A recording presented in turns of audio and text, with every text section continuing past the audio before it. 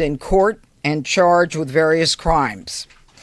31-year-old Elias Rodriguez of Chicago, Illinois, is now charged by complaint after his initial appearance before U.S. Magistrate Judge Matthew Sharbaugh with the following: murder in the first degree for the murder of 30-year-old Yaron Levshinsky, a foreign official and official guest of the United States.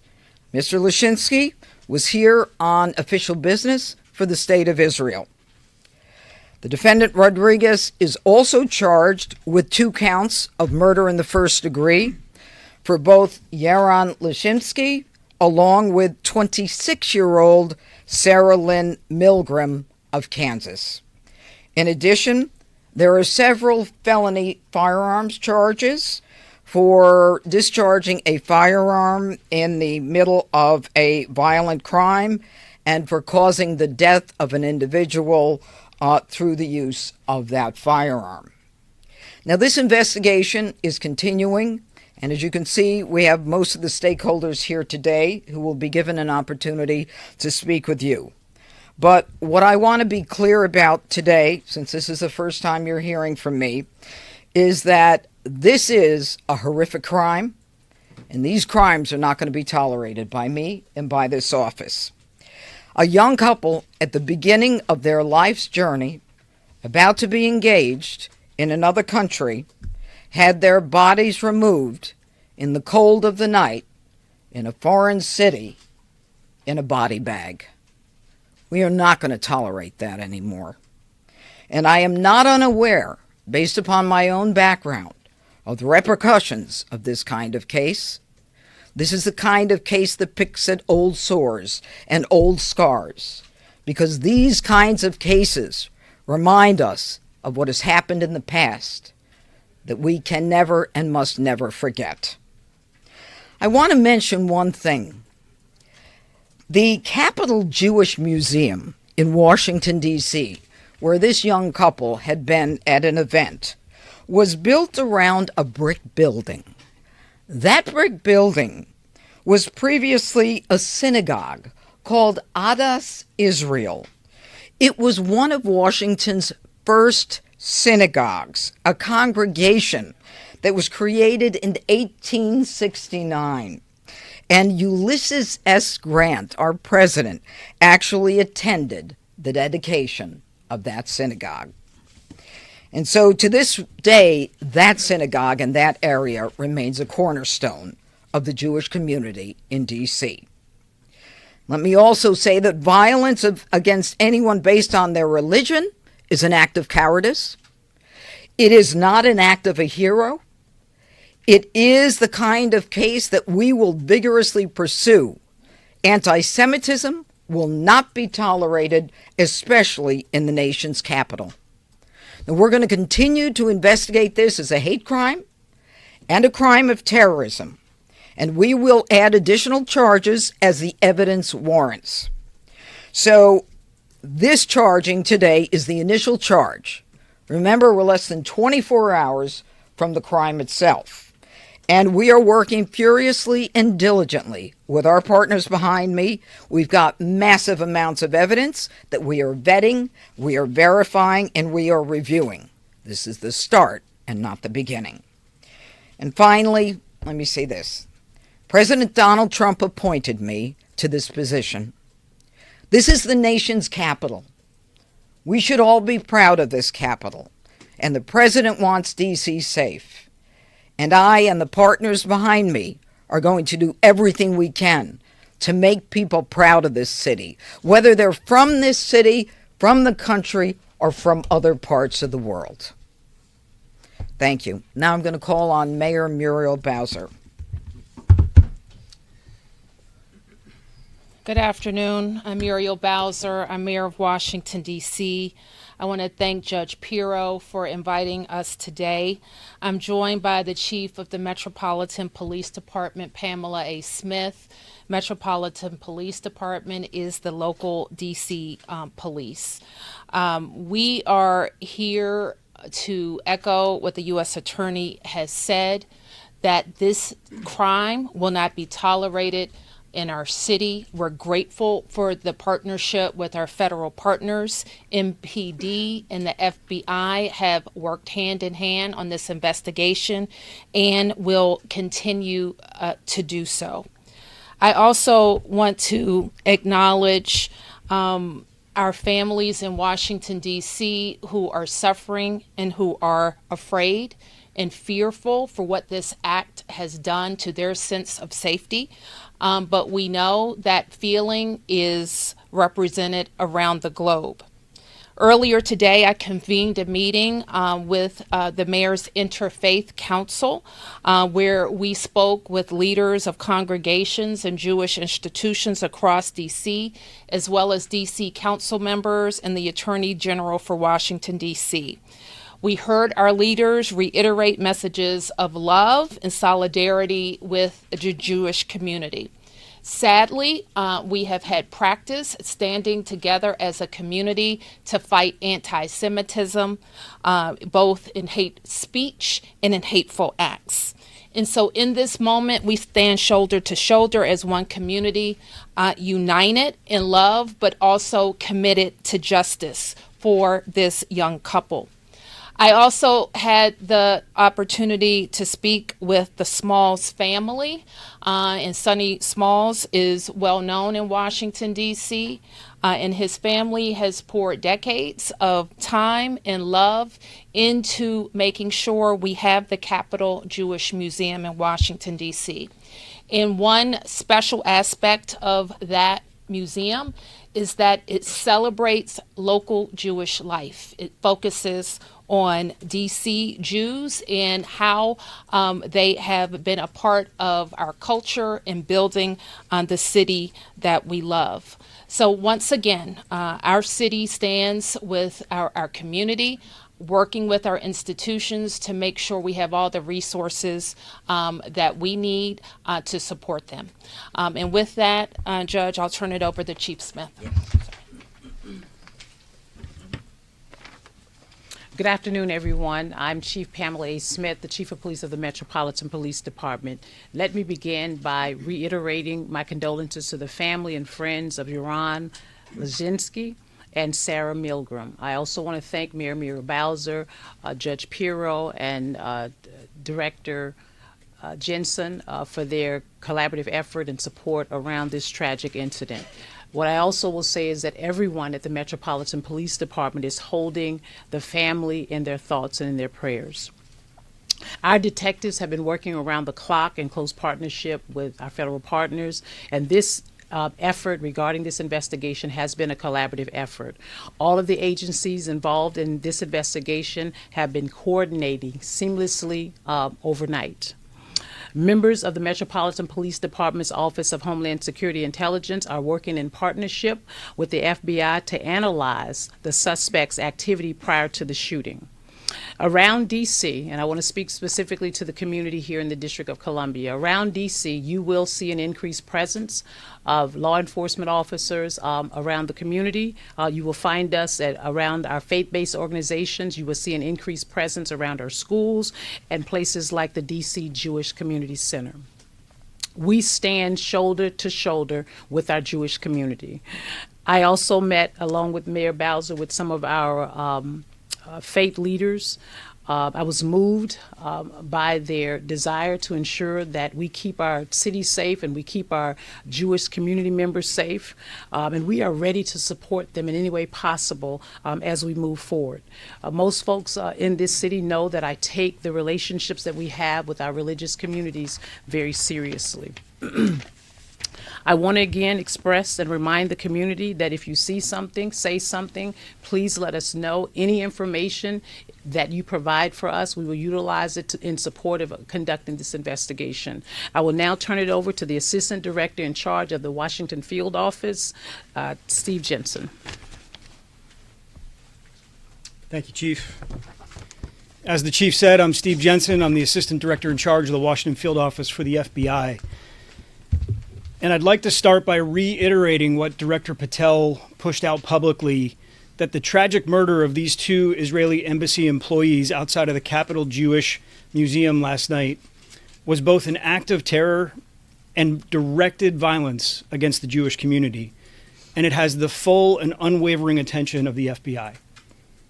The FBI Washington Field Office, JTTF, has been in lockstep with MPD, and with the assistance of FBI offices across the country, we're continuing to investigate and contact the subject's associates, his family members, and coworkers. We are also executing search warrants for his electronic devices, reviewing his social media accounts, and all of his internet postings.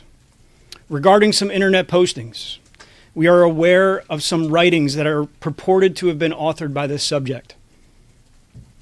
We're actively investigating to determine both the authorship and the attribution of these writings, if they belong to this subject or not. I'd like to thank our partners in the U.S. Attorney's Office for bringing these significant federal charges in quick order within 24 hours or less than of the time of this incident. Make no mistake, this attack was targeted anti-Semitic violence, and it won't be tolerated. These significant charges are a step towards restoring justice for the victims and their families, but our work is not done.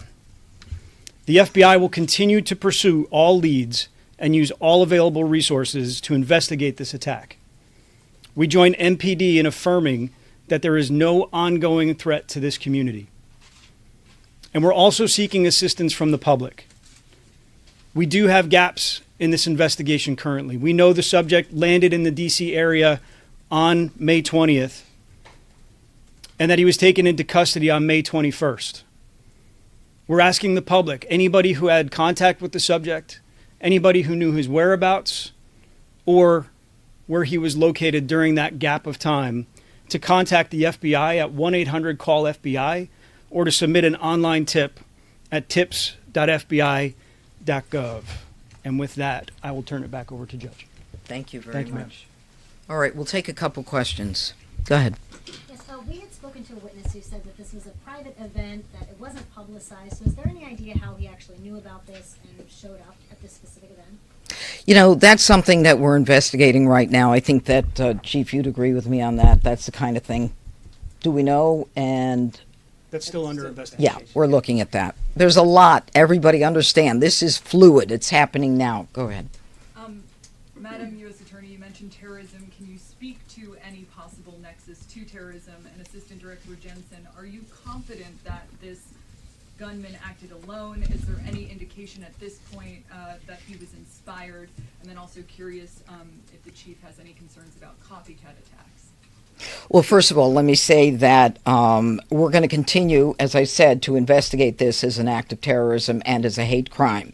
And as we do so, we will bring additional charges whenever those charges are warranted and provable. And I suspect as we go forward, before we get to the grand jury itself, that there will be more charges added. Yes, sir. Has there been any indication from the investigation so far that the subject was on the radar for the FBI or some other investigative agency around the country? Was he involved in any activism that might have put him on the radar? And also, if you would also, on the issue of whether there were anybody else connected to him, obviously those writings were posted, and the timing of that, we're wondering whether you've seen any indication that someone connected to him might have been associated with posting those? So a lot of questions. Okay. Let me try and break it down. Sorry. Chief, I think you addressed some of this yesterday when we first initially briefed the public on this matter. There was nothing in criminal records or in our holdings that indicated that this person was previously known to us or would have popped on our radar or MPD's radar.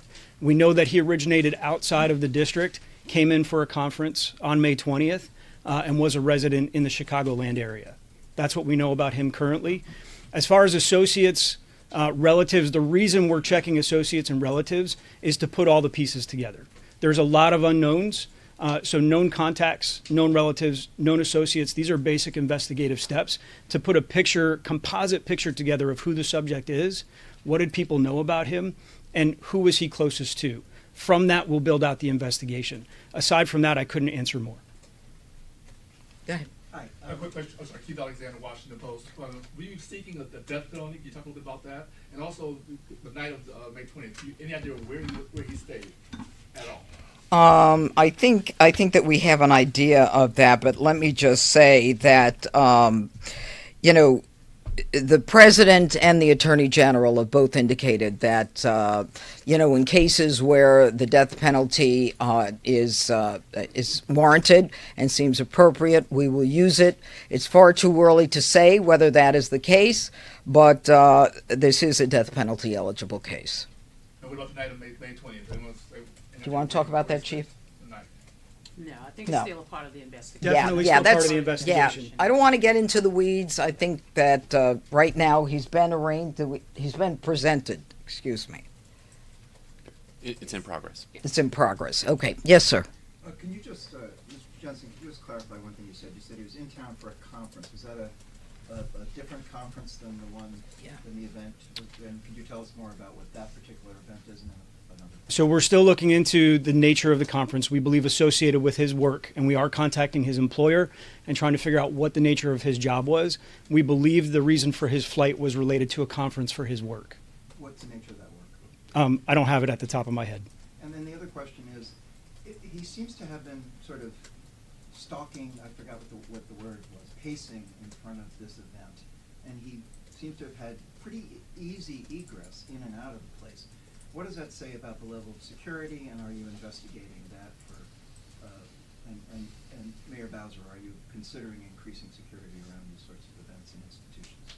So regarding the movements of the subject, obviously still very much a part of the investigation. Composite of collected videos, witness statements to put a full picture together before I would comment on any one particular act that he may or may not have been observed doing. As far as security goes for a private entity, I wouldn't comment on that. And as far as posture goes, I would defer to the mayor. I think that the director is correct. This was not a event that falls into our special events category, where MPD and other government agencies have a stood-up posture. This was a relatively small event at a museum, so MPD or the government agencies wouldn't stand up additional resources unless they were requested or unless we got a call for service. More than that, I will say that we have had a local program and a federal program that have helped institutions, faith institutions, and others who have been concerned about violence, anti-Semitism, or other hateful speech and rhetoric. And very recently, we have issued grants, and we have issued grants over the last several years to those institutions to harden their security, add cameras, add additional security, and I believe that the museum has done some of those things. I'm going to sneak one last thing in. All right. I just want to follow up with this. We've been advised that the defendant has appeared in court. He's had an attorney appointed. He's been advised by the judge that he could be punished by death or by life.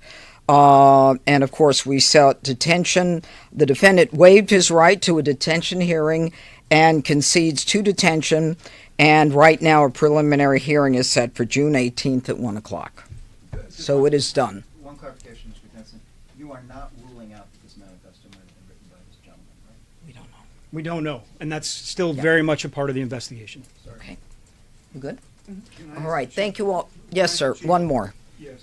Were any MPD officers working details at this event last night, perhaps off duty? And then a follow-up to that, when you say, the FBI said a targeted event, do you believe the victims were targeted or simply the event was targeted? So let me answer your first question, Mark. MPD was not assigned to that event. As you know, you've heard me say on last night, there were security officers assigned to the event, but not Metropolitan Police Department members. On or off duty? On or off duty. And then the targeting, was that the event that was targeted or these two individuals specifically targeted? We're not saying at this time. Yes. Chief, one question that people are interested in is that it was announced and fairly well known that the Jewish Museum a short time ago, opened a major LGBT exhibition, and we were wondering if the investigation is looking into whether the suspect might have known something about that or may have. Sir, we are looking into absolutely everything. There is so much information we're looking at, and I must tell you, coming from New York, I've never seen the cooperation and the collaboration that I'm seeing here. It was immediate, it was instant, it was coordinated, and my hat's off to this area. And we're going to clean it up. Thank you. Is that you? No, but Yeah. Thank you all. Thank you.